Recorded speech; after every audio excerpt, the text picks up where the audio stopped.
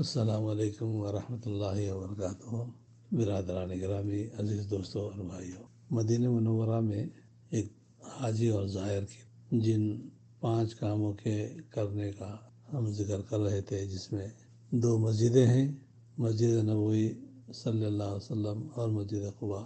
ان دونوں مسجدوں میں نمازیں پڑھنا، فرض نمازیں، نفل نمازیں، جن کا اجر و ثواب کتنا ہے وہ سابقہ قسطوں میں بیان کیا گیا۔ اب 3 مقبرے ہیں جن کی زیارت کرنا مستحب ہے، مسنون ہے۔ اس سلسلے میں ایک بات جو علماء کرام یہاں کے سعودی عرب کے بہت ہی سختی کے ساتھ بیان کرتے ہیں، وہ یہ ہے کہ جب کوئی زائر مدینہ منورہ کی زیارت کی نیت سے آتا ہے تو یہ اس کی نیت جو ہے مدینہ منورہ کے سفر کی صرف یہ ہو کہ مجھے مدینہ منورہ کی مسجد نبوی میں نماز پڑھنی ہے، یعنی مسجد نبوی کی نیت سے زیارت کر کے آئے، سفر کر کے آئے۔ قبر شریف کی زیارت، نبی کریم صلی اللہ علیہ وسلم کے روضے پر حاضری کی نیت سے آنا یا دل میں اس قسم کی نیت کرنا یہ جائز نہیں ہے، یہ جائز نہیں ہے۔ لا تشد الرحال الا الی 3 مساجد، حدیث کے جو الفاظ ہیں وہ نہ سفر کا کجاوا کسا جائے مگر 3 مسجدوں کی طرف۔ تو مسجد نبوی کی زیارت کی نیت ہو، قبر شریف کی زیارت کی نیت نہ ہو۔ اب چونکہ ایک بندہ مسجد نبوی کو پہنچ جاتا ہے، بلکہ مسجد نبوی میں داخل ہو جاتا ہے، تو مسجد نبوی میں داخل ہونے کے بعد مسجد کے اندر اب جو کام اس کو کرنے ہیں، ان میں نمازوں کا اہتمام، فرض نمازوں کا، نفل نمازوں کا، ذکر و اذکار کا اہتمام، واعظ و نصیحت کی مجلسوں میں بیٹھنے کا اہتمام، اور قرآن کریم کی کثرت سے تلاوت کا اہتمام۔ یہ چونکہ زیارت نبوی، مسجد نبوی کے حوالے سے باتیں ہیں۔ اب مسجد میں پہنچنے کے بعد چونکہ نبی کریم صلی اللہ علیہ وسلم کی روضہ مبارک بھی وہیں ہے، اس لیے روضے کی زیارت، روضے پر حاضری ہے، مستحب ہے، مسنون ہے۔ چنانچہ صحابہ کرام رضوان اللہ تعالیٰ علیہم اجمعین نبی کریم صلی اللہ علیہ وسلم کے انتقال کے بعد مدینہ منورہ سے باہر جب سفر میں جاتے، سفر سے واپسی پر مسجد نبوی میں آتے نماز پڑھنے کے لیے، تو نماز پڑھنے کے بعد پھر قبر شریف پر حاضر ہو کر وہاں آپ صلی اللہ علیہ وسلم پر سلام پڑھتے تھے۔ تو مسجد میں پہنچنے کے بعد پھر خود بخود یہ حکم بنتا ہے، یہ مسئلہ بنتا ہے کہ روضے کی حاضری بھی جو ہے دی جائے۔ اس سلسلے میں دوسری بات یہ ہے کہ اگر کوئی بندہ مسجد نبوی میں داخل ہو جائے، نماز بھی پڑھ لے، فرض نماز بھی، نوافل بھی پڑھ لے، یا بیٹھ کر تلاوت کلام مجید بھی کر لے، لیکن اگر روضے پر حاضری نہ دے سکے، روضے پر حاضری دیے بغیر ہی مسجد نبوی سے باہر نکل جائے، تو اس پر کوئی گناہ نہیں ہے، کوئی حرج نہیں ہے، اور کوئی جو ہے غلطی نہیں ہے۔ اس لیے کہ زیارت قبر شریف یہ مستحب ہے، مسنون ہے، واجب اور لازم نہیں ہے۔ اس بات کو یاد رکھیں۔ جب مسجد میں داخل ہو جائیں تو نمازوں سے فارغ ہونے کے بعد قبر نبوی پر حاضری، یہ چونکہ ایک امتی کا حق بھی بنتا ہے کہ آپ صلی اللہ علیہ وسلم پر سلام پڑھنے کے لیے حاضر ہو جائے، تو برگر قبر شریف پر جائے۔ اس سلسلے میں تیسری بات یہ ہے، مسجد نبوی میں داخل ہونے کے بعد پہلے نمازوں کا اہتمام کر لے، نماز وغیرہ پڑھ لے، اس کے بعد قبر شریف پر جائے۔ اگر نمازوں کا وقت نہیں ہے تب بھی اگر بیچ کے اوقات میں جا رہا ہے، نمازوں کے بیچ کے اوقات میں جس میں کوئی نماز کی نہ اذان ہوئی ہے نہ جماعت کھڑی ہونے والی ہے، تو ایسے میں وہ 2 رکعت تحیۃ المسجد پڑھ لے اور پھر اٹھ کر قبر شریف کے بعد چلا جائے، تو یہ مسنون ہے۔ اب قبر شریف کی حاضری اور زیارت کا طریقہ یہ ہے کہ سیدھے آپ صلی اللہ علیہ وسلم کی قبر کے پاس جا کر قبر کے سامنے منہ کر کے کھڑا ہو جائے اور کسی قسم کی ایسی ویسی غیر شرعی حرکت نہ کرے، غلط حرکت نہ کرے کہ روضے کی جو سامنے کی دیواریں ہیں، کوئی اس کو ہاتھ لگا رہا ہے، اس پر ہاتھ پھرا رہا ہے، دیواروں پر پھر ہاتھ پھرا کے اپنے چہرے پر، آنکھوں پر مل لے رہا ہے، یہ سب حرکتیں غیر شرعی ہیں، نہیں کرنا چاہیے۔ اور جب سامنے کھڑا ہو جائے تو مسنون طریقہ آپ کو سلام پڑھنے کا یہ ہے کہ بالکل پست آواز میں ان الفاظ کے ساتھ سلام پڑھے: السلام علیکم یا رسول اللہ ورحمۃ اللہ وبرکاتہ، صلی اللہ علیہ وسلم وبارک علیک وجزاک افضل ما جزا نبی عن امتی. ان الفاظ کے ذریعے یا السلام علیکم یا رسول اللہ ورحمۃ اللہ وبرکاتہ بھی کافی ہے.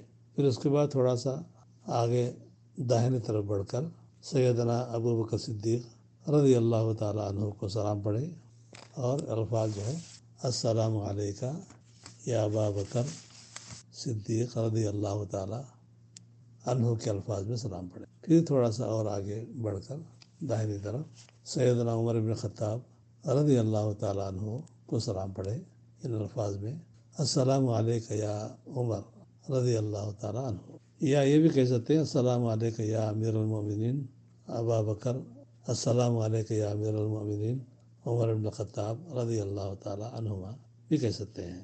حضرت عبداللہ بن عمر رضی اللہ تعالیٰ عنہما جب کبھی سفر سے واپس لوٹتے مدینہ منورہ اور مسجد نبوی میں پہنچتے تو روضہ مبارک پر حاضر ہو کر جو سلام پڑھتے تھے وہ حدیثوں میں صاف لکھا ہوا ہے: السلام علیکم یا رسول اللہ، السلام علیکم یا ابا بکر، السلام علیکم یا ابتی. چونکہ عبداللہ بن عمر حضرت عمر بن خطاب کے بیٹے تھے تو وہ اپنے باپ کا نام لے بغیر یا ابتی کہتے تھے.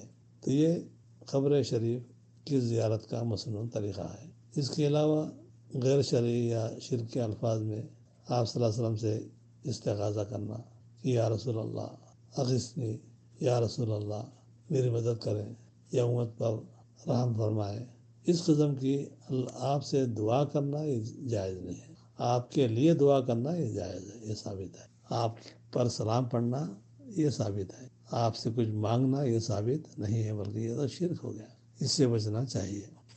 اس کے بعد بعض لوگ جب واپس پلٹتے ہیں تو پیٹھ دکھائے بغیر ایسے ہی رجعت خری کے انداز سے جو ہے وہ پیچھے ہٹتے ہی جو ہے ہٹتے ہیں. تو یہ بھی صحیح نہیں ہے. کیسا بھی عام طور پر آپ جو ہے جیسے پلٹنا ہے یا نکلنا ہے تو نکلنے کے لیے جو عادی عام طریقہ ہے اس سے نکل سکتے ہیں، جس میں اگر آپ کے روزے کو پیٹ بھی ہو رہی ہے تو کوئی حرج نہیں ہے. یہ اتنا جو ہے سلام کا مسنون طریقہ ہے، اس کو دھیان میں رکھیں. یہ پہلی قبر شریف ہے یا مقبرہ ہے جہاں زیارت کرنا، آنا، سلام پڑھنا یہ مسنون ہے اور یہ امتی کا حق بھی ہے، اس کو ادا کرنا چاہیے. مدینہ منورہ کا دوسرا مقبرہ یا دوسرا قبرستان جس کو بقیہ غرقد کہتے ہیں، عام طور پر لوگ جو ہے اس کو جنت البقیع کہتے ہیں. اس کو جنت البقیع کہنا صحیح نہیں ہے، یہ بقیہ غرقد ہے.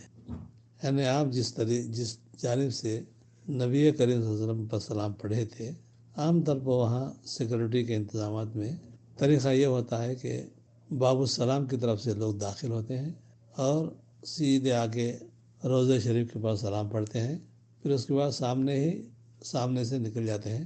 اب جس دروازے سے نکلنے کا راستہ ہے وہاں سے باہر نکلنے کے بعد آپ کو تقریباً 50-60 میٹر کی دوری پر قبرستان نظر آئے گا جس کو بقیہ غرقد کہتے ہیں، جہاں صحابہ کرام، تابعین اعظام، بڑے بڑے اولیاء صلحاء کی قبریں ہیں.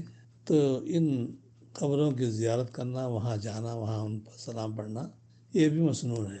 نبی کریم صلی اللہ علیہ وسلم عام طور پر بڑی کثرت سے بقیہ غرقد کو جایا کرتے تھے. رات کا موقع ہو، دن کا موقع ہو، جا کے سلام پڑھ کے واپس آتے تھے. وہاں سلام پڑھنے کا جو مسنون طریقہ ہے وہ یہی ہے کہ قبروں کی طرف کھڑے ہو کر نہ ہاتھ اٹھائے، جیسے دعا میں ہاتھ اٹھاتے ہیں ویسا نہیں، بلکہ کھڑے ہو کر سیدھے کھڑے ہوں ہاتھ چھوڑ کر، اور السلام علیکم یا اہل القبور انتم سلفنا ونحن بکم انشاءاللہ للاحقون، یا ایسے ہی دوسرے الفاظ میں تمام اہل قبور کے لیے سلام پڑھنا مسنون ہے، ثابت ہے. اور یہاں بھی کوئی غیر شرعی حرکت نہ ہو اور کوئی غلط جو ہے حرکت نہ ہو، مسنون طریقے سے سلام پڑھے اور جو ہے واپس آ جائے. یہ دوسرا مقام ہے جہاں سلام پڑھنے کے لیے جانا ثابت ہے. تیسرا جو مقام ہے، تیسرا مقبرہ یا تیسرا قبرستان جہاں کی زیارت کرنا، جہاں جا کے سلام پڑھنا، وہ ہے شہدائے احد، یعنی جہاں جنگ احد ہوئی تھی، اسلام کی دوسری جنگ عظیم، جس میں عام طور پر لوگوں میں مشہور ہے کہ 70 صحابہ شہید ہوئے تھے، اور وہاں ایک بڑے میدان میں، جس کو ابھی 4 دیواری سے گھیر دیا گیا ہے، وہاں جو خبریں ہیں، عام طور پر مشہور ہے کہ 70 خبریں ہیں، جس میں حضرت امیر حمزہ رضی اللہ تعالیٰ عنہ سید الشہداء کی خبر شریف بھی ہے۔ لیکن وہاں کے علماء کے زبانی ہم نے سنا ہے، جب ہماری وہاں حج کے موسم میں مدینہ منورہ میں حجاج کی خدمت کے لیے ڈیوٹی لگی ہوئی تھی، کئی سال ہم کو وہاں مدینہ منورہ میں ایک مہینے کے لیے جانے کا اتفاق ہوا، تو ہماری ڈیوٹی کبھی مسجد قباء میں ہوتی تھی، کبھی حرم شریف کے میدان میں ہوتی تھی، اور کبھی شہدائے احد کا جو جنگی میدان ہے وہاں ہوتی تھی۔ وہاں کیبن لگایا جاتا تھا گورنمنٹ کی طرف سے، جس میں ہم لوگ مشائخ کے ساتھ بیٹھ کر مدینہ منورہ کے دکاترہ کے ساتھ پورے 8 گھنٹے ڈیوٹی انجام دیتے تھے۔ تو اس موقع پر ہمارے ساتھ جو مشرفین تھے، ان کے بقول 70 صحابہ نہیں بلکہ 104 صحابہ شہید ہوئے تھے، اور ان تمام کی خبریں اسی جگہ ہیں۔ اللہ عالم الصواب، جتنے بھی ہوں بلکہ تمام کی خبریں ایک ہی جگہ رکھی گئی ہیں۔ تو وہاں جانے کے بعد جو مین دروازہ ہے قبرستان کا، وہ تو بند رہتا ہے، کسی کو اندر داخل ہونے کی نہ گنجائش ہے، نہ اجازت ہے، نہ وہاں کوئی جا سکتا ہے، بالکل بند ہے۔ البتہ سلام پڑھنے کے جو الفاظ ہیں، جن صیغوں میں جن الفاظ میں سلام پڑھنا ہے، وہاں باقاعدہ سامنے کے بڑے گیٹ پر اس کے الفاظ جو ہے لکھے ہوئے ہیں، ان کو دیکھ کر بھی جو سلام پڑھ سکتے ہیں، آرام سے آسانی سے ان الفاظ کے ذریعے ہم سلام پڑھیں، سب کے لیے دعائیں کریں، اور پھر جو ہے وہاں سے نکل جائیں۔ اب ان 3 مقامات کے علاوہ مدینہ منورہ میں کہیں بھی جانا، کہیں بھی جو ہے پھرنا، یہ سب جو ہے غیر مسنون ہے، ثابت نہیں ہے۔ البتہ کوئی تاریخی مقام، تاریخی حیثیت سے کچھ دیکھنا چاہتا ہے، جاننا چاہتا ہے تو جائے، کوئی بات نہیں۔ لیکن نیت جو ہے کوئی وہاں جا کے چومنا، چاٹنا، ہاتھ لگانا، ملنا، سینے پر ہاتھ پھیر لینا، آنکھوں پر ہاتھ مل لینا کہیں بھی جا کے، یہ سب صحیح نہیں ہے۔ آخری بات جو کہنے کی ہے وہ یہ ہے کہ یہ تینوں قبرستانوں کی زیارت یہ صرف جو ہے مردوں کے لیے ثابت ہے، مسنون ہے۔ مرد حضرات قبر کی زیارت کر سکتے ہیں، کرتے ہیں، کرنا چاہیے۔ خواتین کے لیے قبروں کی زیارت سے منع کیا گیا ہے، جبکہ مردوں کو قبروں کی زیارت کا حکم دیا گیا ہے۔ فَزُورُوهَا، لوگوں تم قبروں کی زیارت کرو، فَإِنَّهَا تُذَكِّرُ الْآخِرَةَ، اس لیے کہ قبروں کی زیارت سے آخرت یاد آ جاتی ہے، موت کو آدمی یاد کرتا ہے، مرنے کو یاد کرتا ہے۔ اب چونکہ عورت کمزور دل کی ہوتی ہے، رقیق القلب ہوتی ہے، انفعالی کیفیت سے دوچار ہوتی ہے، اور خاص طور پر اس قسم کے مرنے کے حادثات اور واقعات کو دیکھ کر وہ اپنے آپ پر قابو نہیں رکھ سکتی ہے، اس لیے نبی کریم صلی اللہ علیہ وسلم نے عورتوں کو قبروں کی زیارت سے منع فرما دیا، بلکہ یہاں تک کہا گیا ہے کہ جو عورتیں قبروں کی زیارت کرنے کے لیے جاتی ہیں، اللہ تعالیٰ ان پر لعنت فرماتا ہے، تو یہ خواتین کے لیے جائز نہیں ہے۔ اب چونکہ جس گاڑی میں جاتے ہیں تو اس گاڑی میں شہدائے احد کے پاس جہاں گاڑیاں رکتی ہیں، تو خواتین گاڑیوں میں ہی بیٹھی رہیں، ان کے مرد حضرات جو ہے جا کر سلام پڑھیں۔ البتہ خواتین جو ہے اتر کر جو ہے وہاں بازار لگا ہوا ہے، بازار میں بہت ساری چیزیں بکتی ہیں، تو اگر کوئی چیز خریدنی ہے یا کچھ لینا ہے، کھجور ہے یا جو ہے کوئی بھی کچھ جو ہے جڑی بوٹیاں بھی ملتی ہیں وہاں پر، روغن بلسم ملتا ہے، اور بہت بڑا بازار لگا ہوتا ہے، لوگ جو ہے اس میں گھومتے ہیں، خرید و فروخت کرتے ہیں، لیتے ہیں، تو وہ یہ لینے کے لیے وہاں جا سکتی ہیں۔